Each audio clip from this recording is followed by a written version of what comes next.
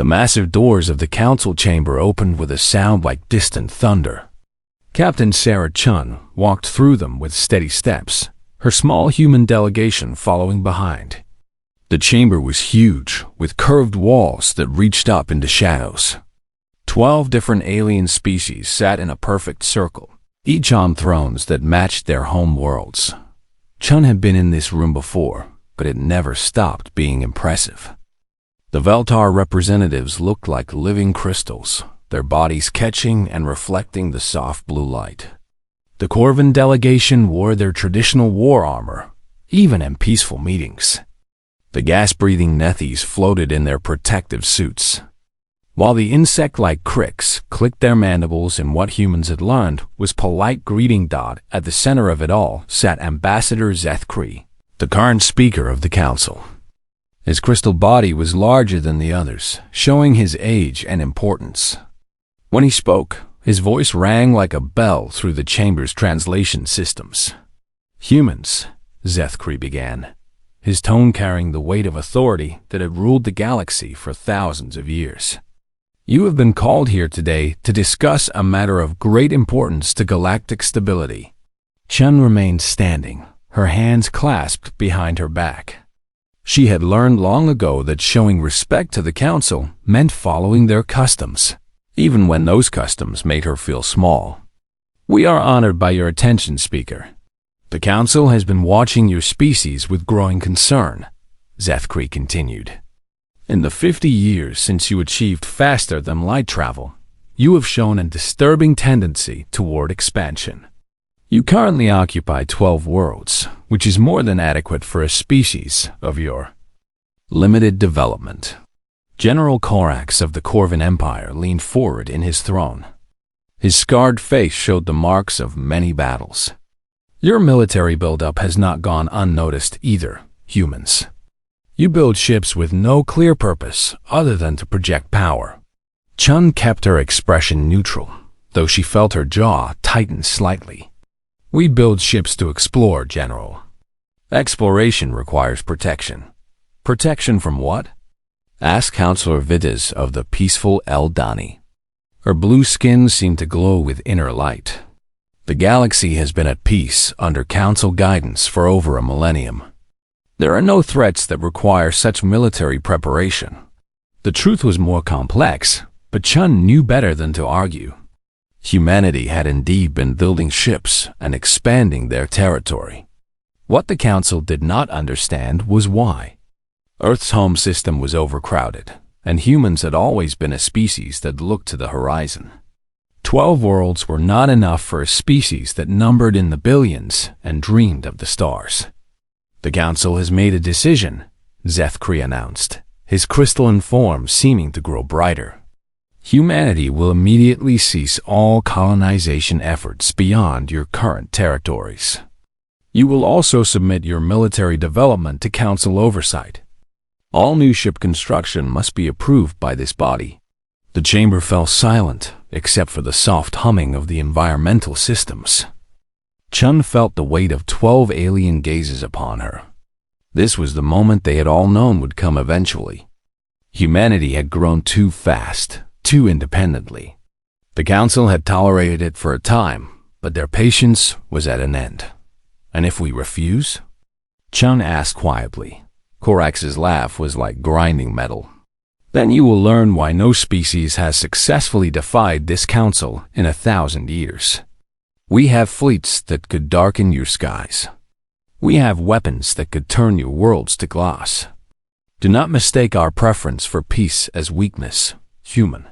Other Council members nodded their agreement. The Crick's representative clicked its mandibles in what Chun recognized as anticipation. The Nethies floated silently, but their body language suggested readiness for conflict. Chun looked around the circle of alien faces. Some showed pity, others showed impatience. A few showed what might have been hunger. These beings had ruled the galaxy through a combination of superior technology and overwhelming force. They had crushed dozens of rebellions and absorbed hundreds of species into their empire. From their perspective, Humanity was just another upstart race that needed to be reminded of their place. Speaker, Chun said finally, this is a significant decision that will affect the future of my entire species. I request time to deliberate with my government. Zethkri's crystalline body seemed to pulse with annoyance. How much time do you require? 48 hours. The request caused a stir among the council members. Whispered conversations began in a dozen different languages.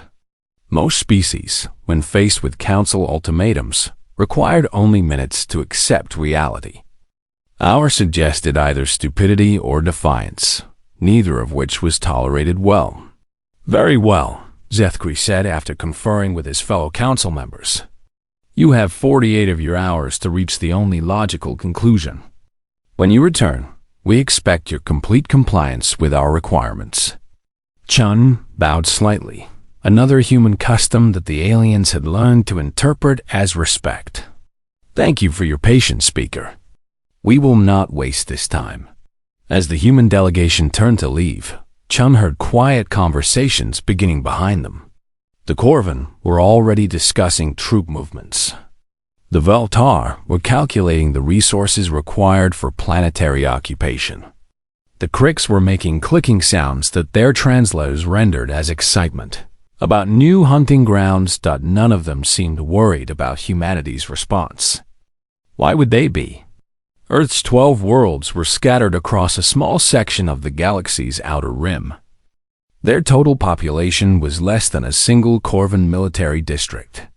Their technology, while advanced for such a young species, was centuries behind Council standards. Chun walked through the corridors of the massive space station that served as the Council's meeting place. Her small team remained silent, knowing that their words were certainly being monitored. They had learned to communicate through subtle gestures and expressions during their years of diplomatic service. The message in their eyes was clear. The waiting was over. Humanity had always known this day would come. The Council's patience with independent species was limited, and Earth had pushed those limits as far as they could. Now came the test of everything they had prepared for. As their shuttle departed from the station, Chun looked back at the massive structure that housed the galaxy's ruling body. 12 species had built an empire that stretched across thousands of worlds. They commanded fleets that numbered in the millions of ships. They possessed weapons that could crack planets and technologies that seemed like magic, but they had made one crucial mistake. They had underestimated humanity's capacity for long-term planning. For 50 years, while the Council watched human expansion with growing irritation, they had missed the real story. The colonies, the military build-up, the careful diplomatic missions, all of it had been preparation for this moment. Chun activated her personal communicator, using a code that would look like routine diplomatic traffic to any listeners. Phase 1 is complete, she transmitted. Initiate Phase 2 protocols. All units are cleared to begin final preparations. The response came back within seconds. Understood. The board is set. All pieces are in position. 48 hours would be more than enough time. The council chamber felt different when Captain Chen returned. The same 12 species sat in their thrones, but there was an energy in the air that had not been there 2 days before. Several military advisors stood behind their representatives now, and Chun noticed the increased security presence around the chamber. 47 hours had passed since the ultimatum. Zethkri's crystalline form seemed brighter than usual, perhaps reflecting his anticipation of humanity's inevitable surrender. The other council members watched with varying degrees of interest as Chun took her position in the center of the circle. Captain Chun, Zethkri's voice rang through the chamber. Have you brought your government's response to our requirements? Chun stood straight, her hands at her sides. Her small delegation remained behind her, silent and calm. Yes, Speaker. The human government has reached a unanimous decision. Excellent. We are prepared to discuss the details of implementation once you have formally accepted our terms. General Corax leaned forward in his throne, his scarred features showing satisfaction. My fleets are already positioned to assist with the transition. We will make this process as smooth as possible for your people. Chun looked around the circle of alien faces. Some showed patience, others showed barely concealed eagerness. They were all so certain of the outcome. A young species faced with the combined might of the galaxy had only one rational choice. The human response, Chun said clearly, is no. The word hung in the air like a physical thing. For a moment, no one moved. The translation systems worked perfectly, so there was no confusion about her meaning. The simple, two-letter word had been understood by every being in the chamber. Zethkri's crystalline form dimmed slightly. "I beg your pardon?" "No," Chun repeated. "We decline your terms. Humanity will continue to expand and develop as we see fit. We will not submit to council oversight." The reaction was immediate. Voices erupted in a dozen languages as council members began shouting questions and demands. General Corax rose from his throne, his hand moving instinctively toward where his weapon would normally rest. The Krix representative began clicking rapidly, a sound their translator rendered as aggressive alarm calls. Silence. Zethkri's voice cut through the chaos like a blade. The chamber fell quiet, but the tension remained thick. "Captain Chun, I believe you misunderstand the situation. This was not a negotiation. This was an ultimatum." "I understand perfectly, Speaker. Our answer remains unchanged." Before Zethkri could respond, a soft chime indicated an incoming priority communication. A Veltar aide rushed forward with a crystal tablet, his movements urgent. The speaker's form flickered as he absorbed the information directly through touch dot. The change in Zethkri was immediate.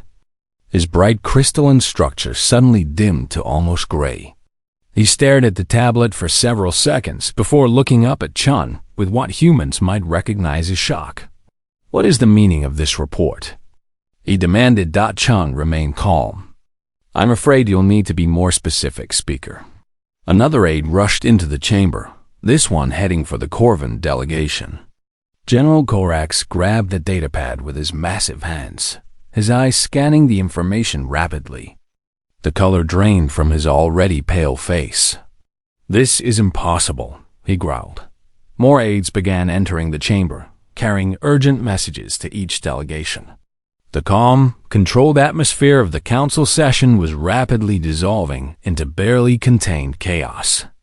Chun watched as each representative received news that seemed to strike them like physical blows. Counselor Vives of the Eldani was the first to speak. Her usually calm voice carried a tremor of fear. "The Meridian defense platform is offline. All weapon systems have been disabled. Our engineering teams report complete system shutdown across all primary networks. The Corvin 3rd Battle Fleet reports total power failure," General Corax added, his voice tight with disbelief. 17 dreadnoughts dead in space. All defensive systems inoperative. Similar reports came from around the circle. The Krix hunting fleets had lost all propulsion. The Nethes orbital shipyards were running on emergency power only. The proud Veltar crystalline fortresses that guarded their home system had gone dark. Chun listened to each report with professional interest, occasionally nodding as if confirming expected information. Her calm reaction only added to the growing alarm in the chamber. "How?" Zethkri's voice had lost all its authority, reduced to a whisper of confusion. "How is this possible?" "Your question assumes facts not in evidence, Speaker," Chun replied. "Perhaps you could be more specific about what exactly you're asking." General Corax slammed his fist on his throne's armrest. "Don't play games with us, human. Every major military installation in Council space has been simultaneously attacked. Our entire defensive network has been crippled in a single coordinated strike. Not attacked," Chun corrected gently. "Disabled. Your reports should show that no lives were lost and no permanent damage was done to any installations. All systems were simply turned off. The distinction seemed to make the situation worse rather than better. If humanity had destroyed Council military assets, that would be comprehensible.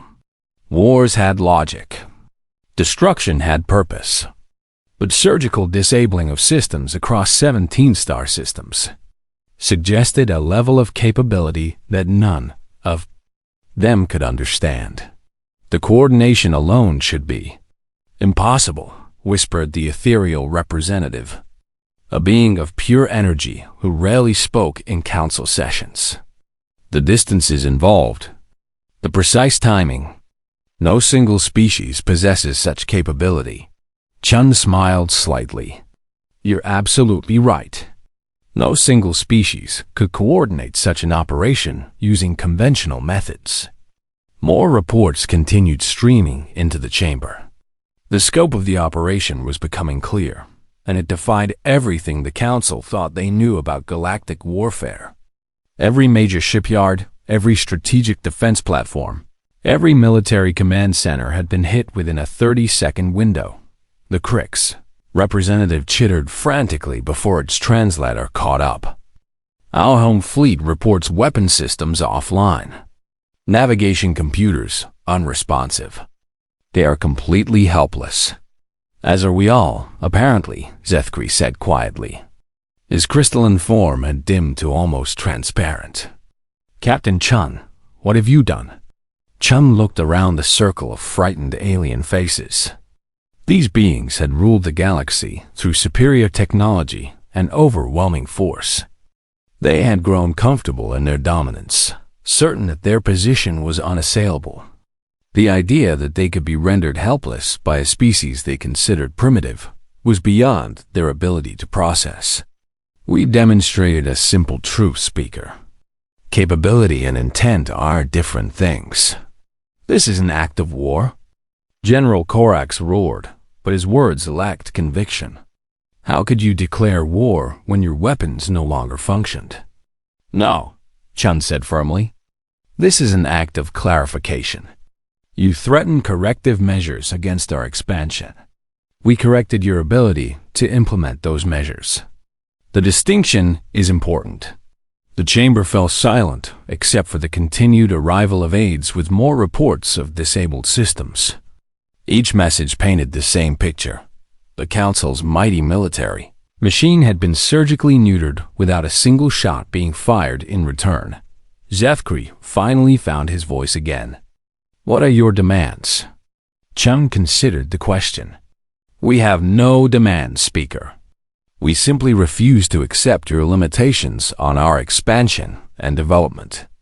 Your inability to enforce those limitations is not our responsibility. You cannot expect us to simply accept this humiliation. The Nethes representative spoke through its translator, its gas-filled suit glowing with agitation. I expect nothing from you, Chun replied. But I would suggest that you consider your next actions very carefully. What you have witnessed today represents a small fraction of human capability. We demonstrated restraint by choosing to disable rather than destroy. Such restraint should not be mistaken for weakness. As if to emphasize her point, another aide rushed into the chamber with an urgent message for the speaker. Zethkri's already dim form seemed to flicker as he absorbed the information. What now? He asked weakly. The report confirms that all affected systems were disabled by devices that had been in place for an average of 3 years. This was not a sudden attack. This was a long-term operation that has been active throughout our recent diplomatic discussions. The implications settled over the chamber like a cold fog.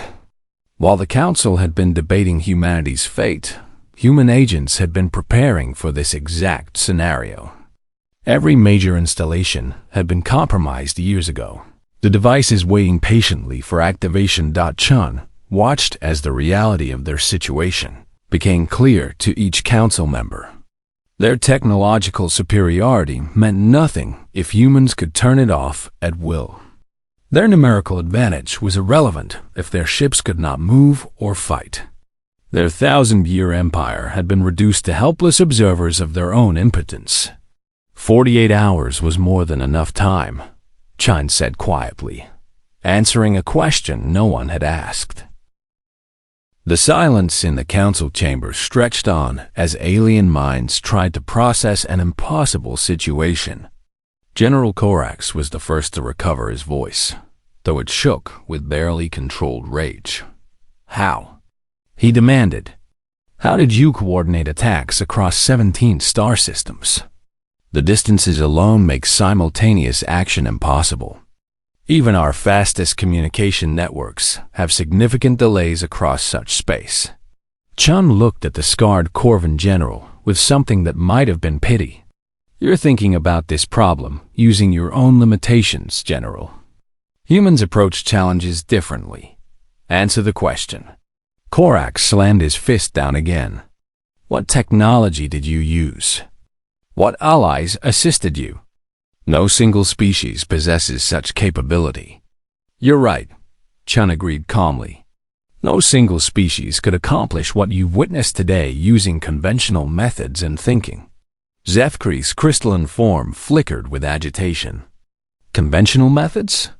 What unconventional methods are you referring to?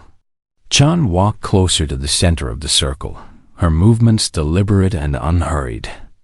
Every eye in the chamber followed her. For 50 years, you've watched human expansion with growing irritation.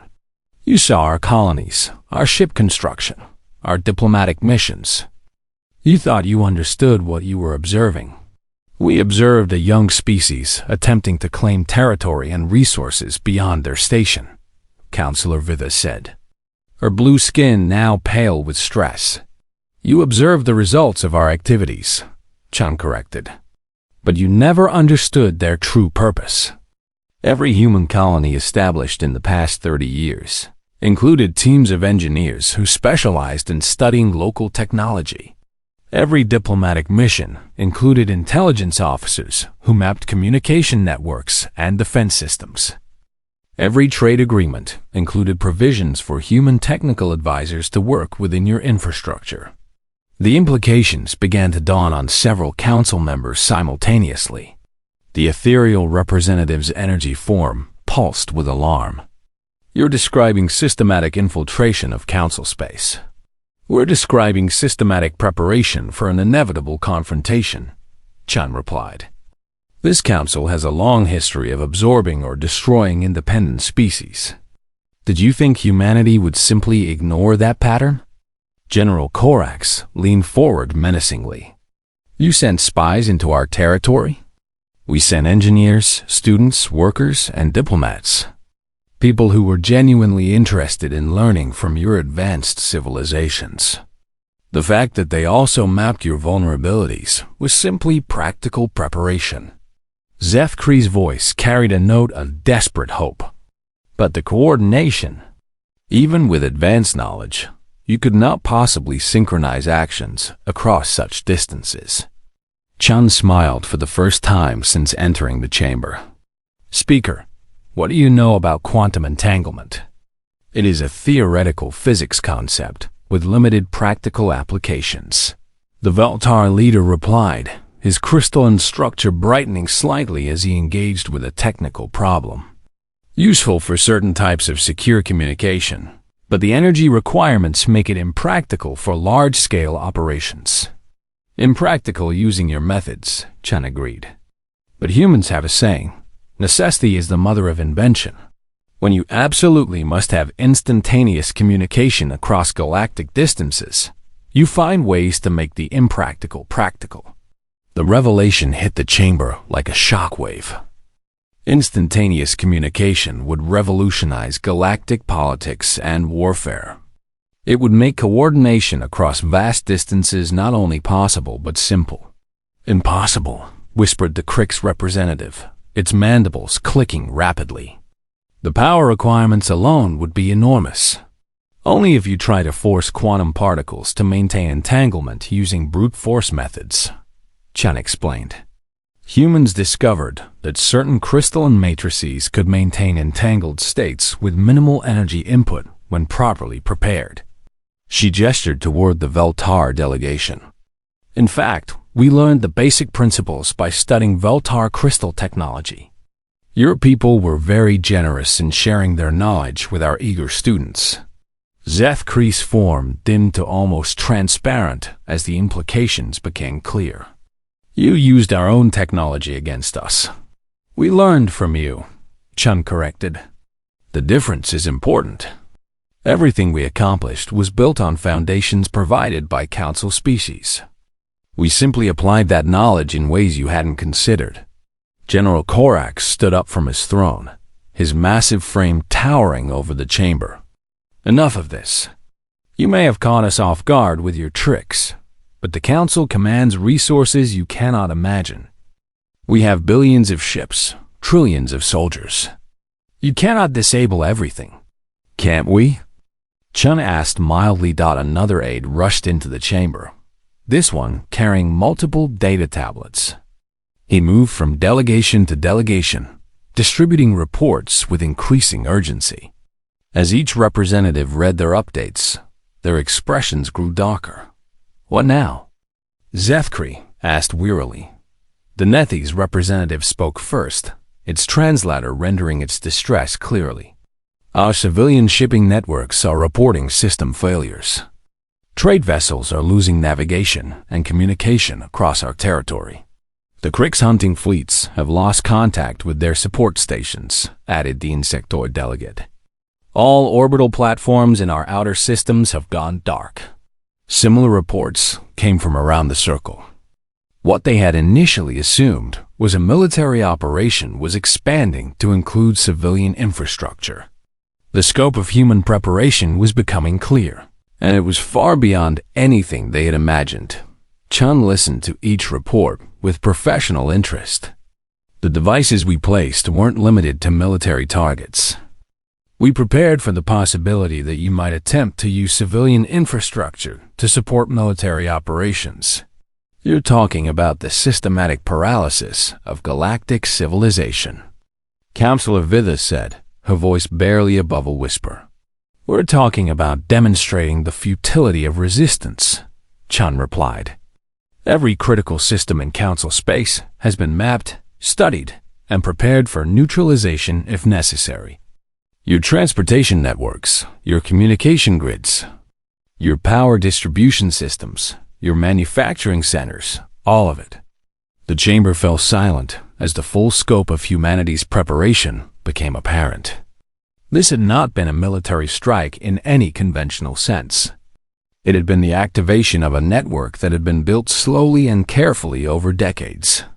The maintenance workers, Zethkree said suddenly, his crystalline form pulsing with realization. The technical advisors, the cultural exchange students, all genuine in their roles, Chun confirmed, but also trained to recognize and document critical system vulnerabilities. A maintenance worker servicing a defense platform learns how that platform operates. A cultural exchange student studying galactic communication networks maps their architecture. A technical advisor helping with system upgrades understands exactly how to reverse those upgrades. General Korax sat back down heavily in his throne. How many of them were there? How many humans have you interacted with in the past 30 years? Chun asked in return. How many have worked on your installations, studied in your universities, provided technical assistance with your projects?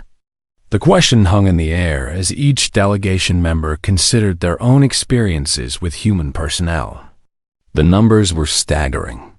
Humans had been present throughout Council space, always eager to learn, always helpful with technical problems, always grateful for the opportunities provided by advanced civilizations. All of them? The ethereal representative asked, its energy form flickering with distress. Not all, Chun said, but enough. Humans have a talent for long-term planning and patience.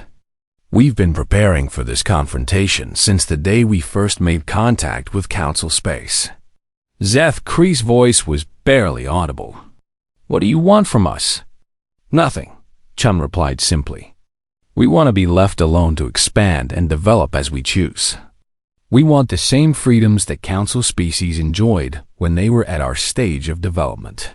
And if we refuse? If we find ways to work around your sabotage? Chun's expression grew serious. Then you will discover that what you've witnessed today represents only the beginning of human capability. We have prepared contingencies for every possible response you might consider. She gestured toward the data tablets still being distributed throughout the chamber. Your reports show that every device we activated today had been in place for an average of 3 years. What they don't show is that we've been expanding our network continuously. Every day, more systems are compromised. Every day, our capability grows. The truth was worse than any threat. Humanity had not simply prepared for war. They had prepared for total victory through the methodical elimination of their enemy's ability to fight. And they had done it all while smiling, learning, and expressing gratitude for Council generosity.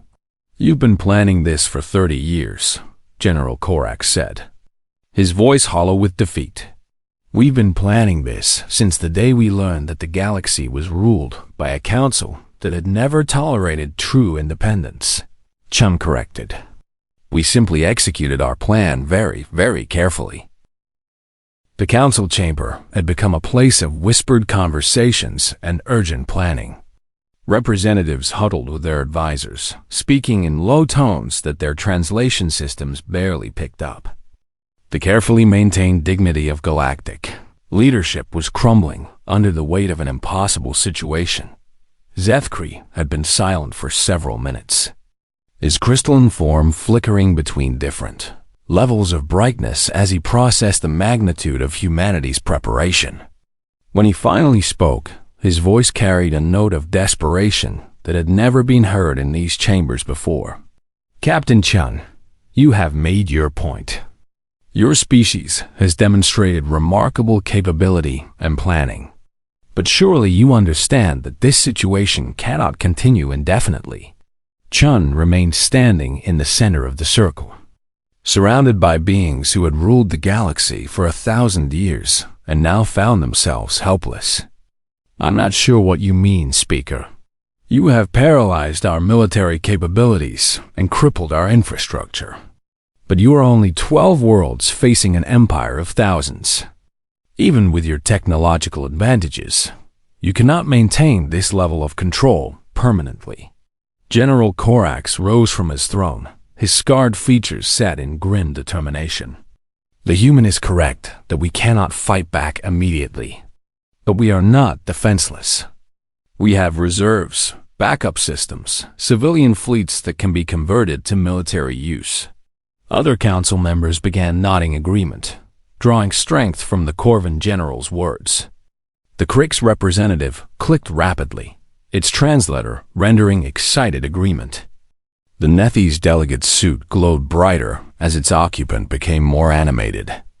Exactly, Councillor Vidas added, her blue skin regaining some of its normal coloration. Our industrial capacity alone dwarfs anything your 12 worlds could produce. We can build new fleets, establish new communication networks, develop countermeasures to your sabotage devices. Chun listened to their growing confidence with interest.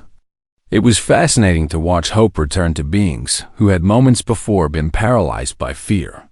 Furthermore, Zethkri continued, his crystalline structure brightening as he spoke, your actions today have revealed the extent of your capabilities. We now know to watch for your infiltration methods. We can develop security protocols to prevent future compromise of our systems. General Korax stepped forward aggressively. Most importantly, we now know where to find you. 12 worlds cannot hide from the combined fleets of the galaxy. When we restore our capabilities, we will come with everything we have. Not to conquer, but to defend ourselves against a threat that has proven it cannot be trusted. The chamber was filling with renewed energy as each representative began to see paths forward.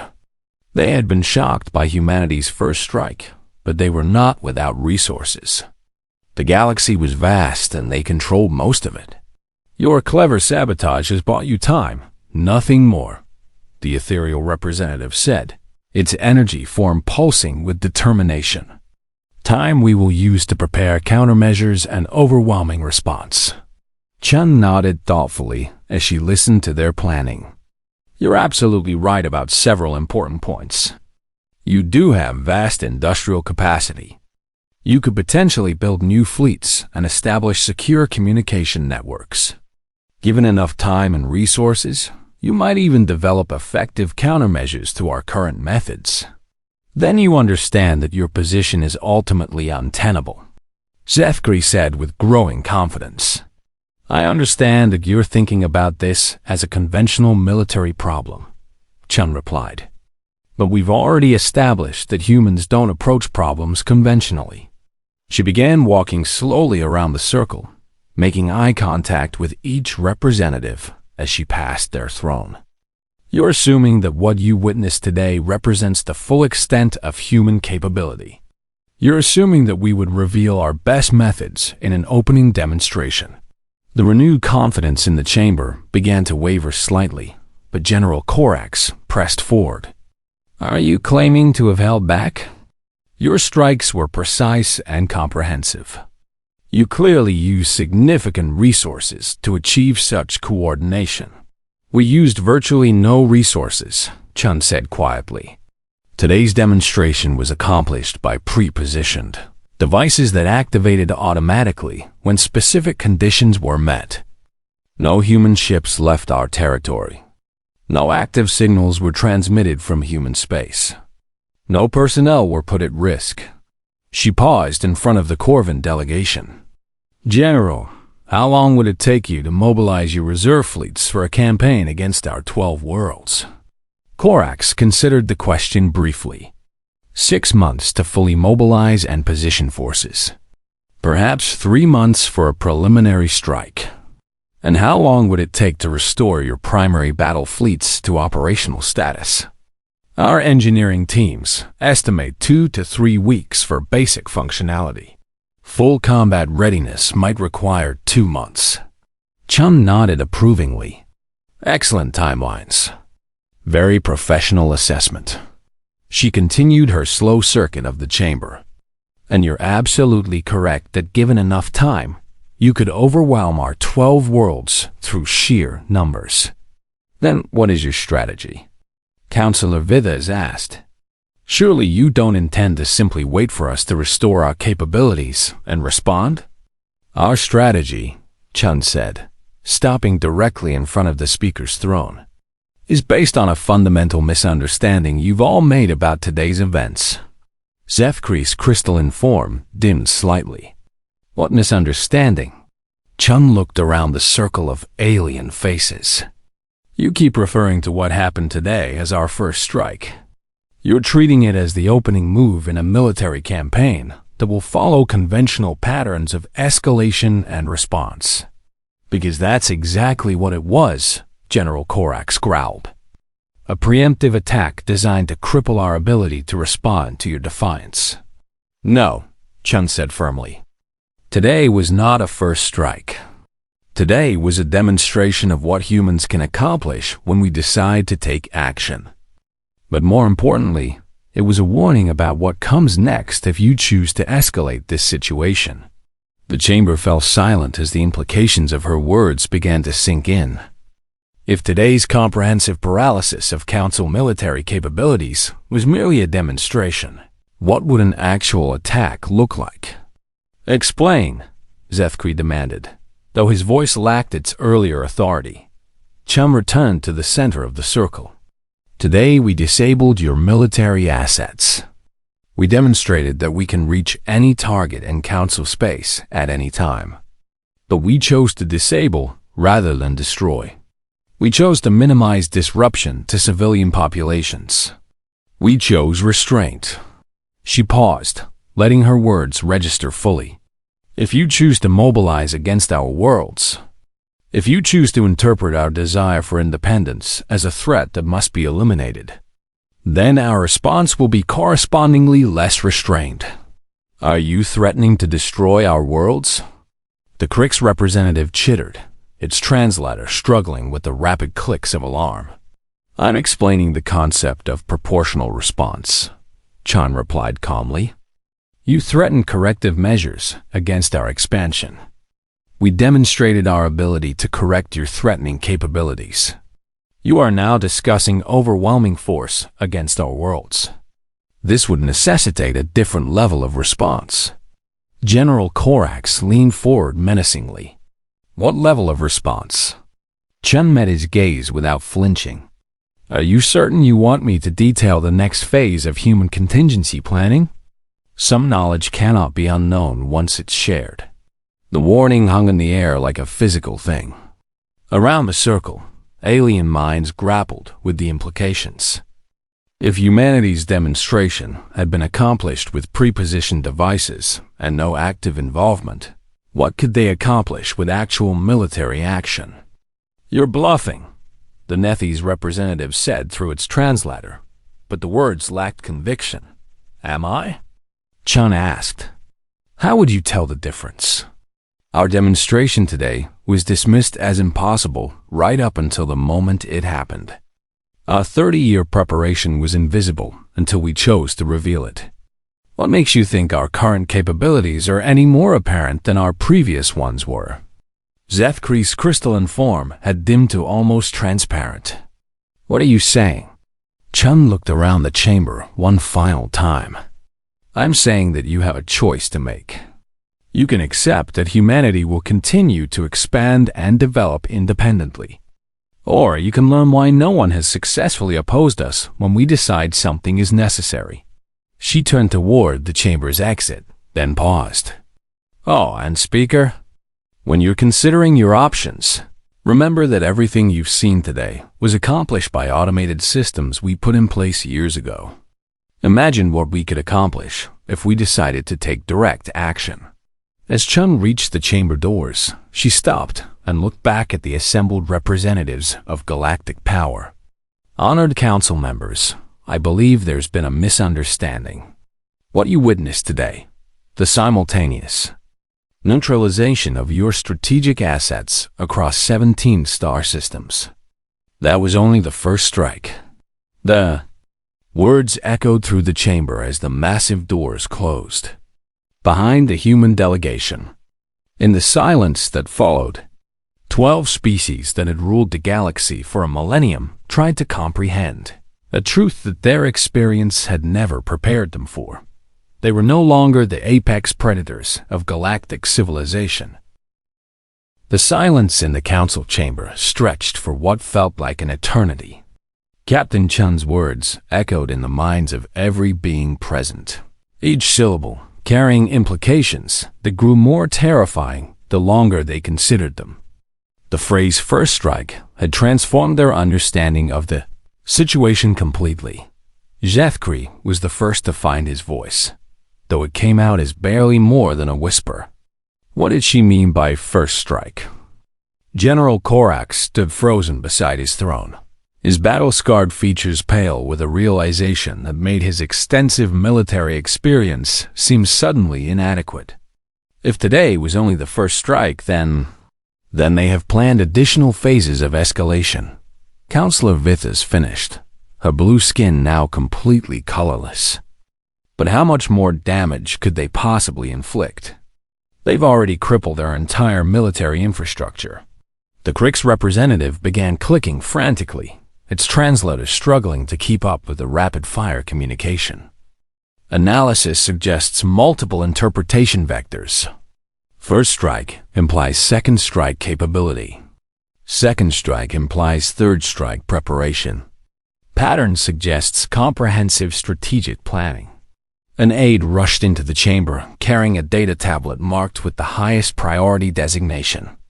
He moved directly to Zethkri, whose crystalline form flickered as he absorbed the information through direct contact. The change in the speaker was immediate and devastating. His already dim structure became almost transparent, and when he spoke, his voice carried a note of absolute despair. The report confirms that our intelligence services have identified additional human-origin devices throughout Council space. Devices we had not detected before today. The estimate. He paused, his form flickering weakly. The estimate is that today's activation affected less than 30% of identified human assets. The chamber erupted in voices speaking a dozen languages simultaneously. The translation systems couldn't keep up with the overlapping conversations of panic and disbelief. If today's comprehensive demonstration had used only a fraction of human capability, what did a full response look like? "Order! Order!" Zefkri called, though his voice lacked any real authority. "We must approach this systematically." Captain Chun mentioned proportional response. She indicated that their methods would escalate based on our actions. General Korax slammed his fist against his throne's armrest. Proportional to what? We're talking about the systematic destruction of galactic civilization. No, the ethereal representative said, its energy form pulsing with grim understanding. We're talking about the systematic demonstration of irrelevance. They're not trying to destroy us. They're proving that our destruction is unnecessary because our resistance is pointless. Another aide entered the chamber, this one carrying reports for multiple delegations. As the information spread, the scope of humanity's preparation became even clearer. The devices activated today had been sophisticated, but relatively simple. System disruptors designed to shut down rather than destroy the Nethi shipyards. Report detection of additional devices, the gas-breathing delegate announced through its translator. These appear to be designed for permanent destruction rather than temporary disruption. They have been in place for over 5 years. Similar discoveries were being reported throughout Council space. Hidden among the simple disruptor devices were others with far more sinister purposes. Explosive charges positioned at critical structural points. Viral programs designed to permanently corrupt data systems. Biological agents that could sterilize entire installations. Councillor Vithas read her report with trembling hands. Our medical facilities report the discovery of devices that could contaminate our pharmaceutical production. Our food distribution centers have been compromised with systems that could poison entire populations. The true horror of humanity's planning was becoming apparent. They had not simply prepared to disable Council military forces. They had prepared to systematically dismantle the infrastructure that supported galactic civilization itself. How many phases do they have planned?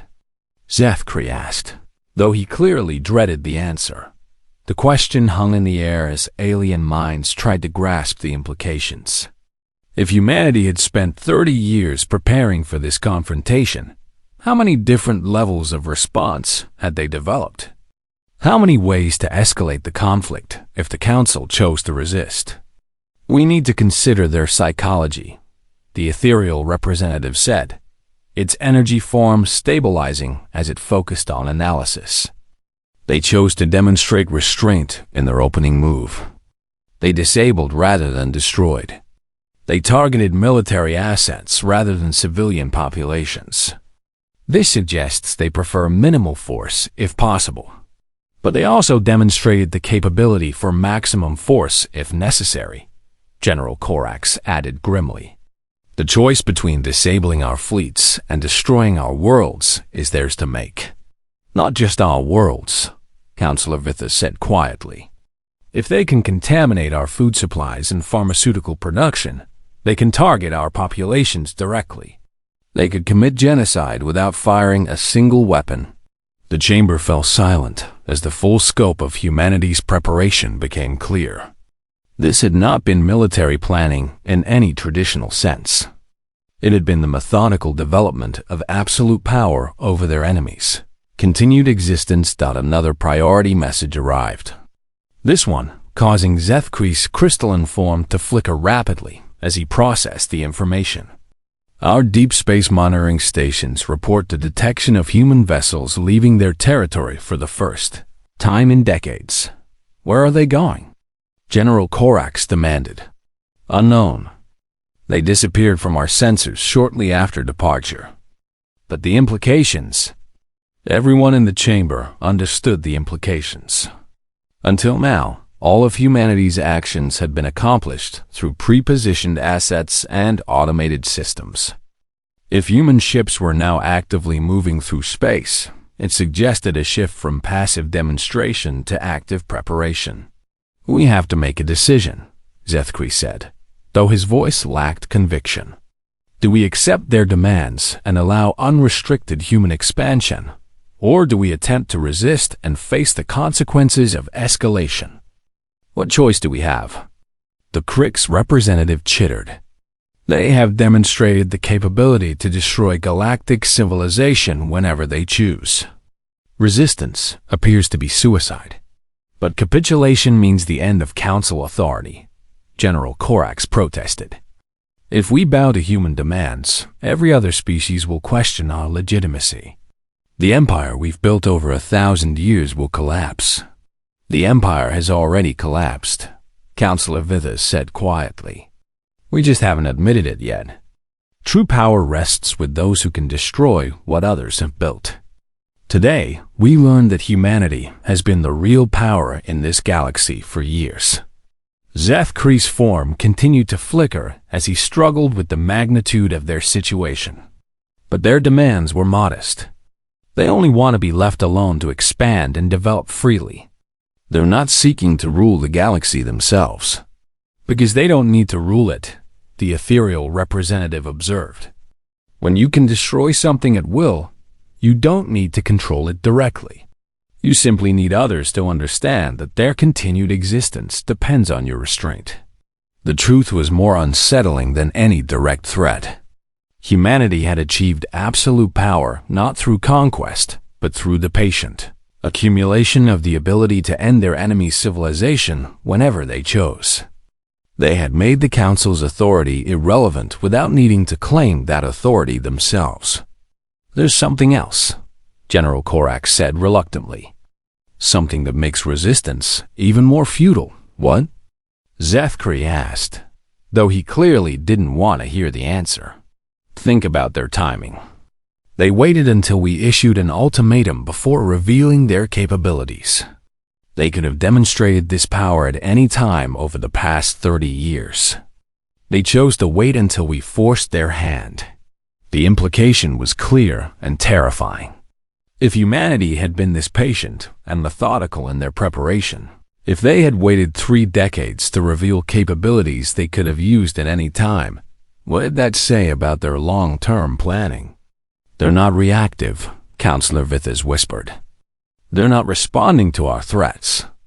They've been preparing for this exact situation since the day they first learned about the Council. Everything we've done, every decision we've made, they anticipated and planned for. Which means, the ethereal representative concluded, that they already know how this ends. They've gamed out every possible response we might consider and prepared countermeasures for all of them. The chamber fell silent as the full horror of their situation became clear. They were not facing an enemy in any traditional sense. They were facing a species that had achieved perfect strategic dominance through patience, planning, and the systematic elimination of their opponent's options. Zethkri's crystalline form had dimmed to almost nothing. When he spoke, his words were barely audible. We are no longer the masters of this galaxy, are we? We never were, General Corax said heavily. We just didn't know it until today. As emergency sessions began convening across Council space and desperate plans were formed and abandoned, one truth became unavoidable. The galaxy had a new apex predator and had achieved that status not through violence or conquest,